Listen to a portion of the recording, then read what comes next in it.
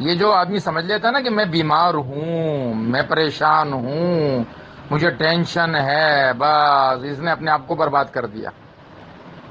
یہ کافروں نے ایک جملہ جو ہے نا، وہ جو کچھ کام کرتے ہیں نا، ان کے کام واقعی کچھ جو شریعت کو یہ نہ چھیڑے، اسلام کے خلاف نہ کوئی کام کرے، تو ان کے کچھ کام بڑے اچھے ہوتے ہیں، جیسے وہ ایک ہے نا لافنگ تھراپی، ہنستے ہوئے لوگوں کا علاج کرنا، یہ بڑی زبردست چیز ہے۔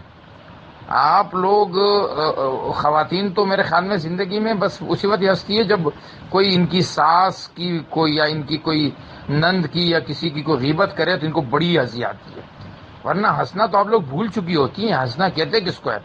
ہر وقت غصہ ناک پہ چڑھا رہتا ہے، ماتھے پہ 12 بجے ہوئے ہوتے ہیں۔ ہنسا کریں، خوش رہا کریں، زبردستی خوش رہنے کی کوشش کریں، زبردستی، اور اپنی زندگی کو لائٹ لے لیجیے۔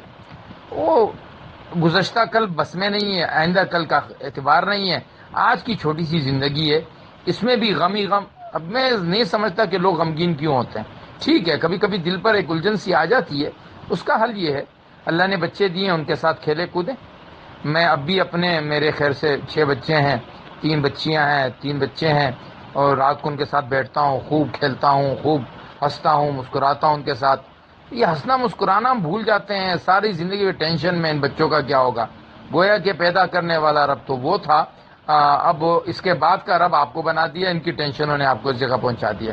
خوب ہنسیے، رونا آئے تو اللہ کے سامنے مصلی پر روئیے، بس۔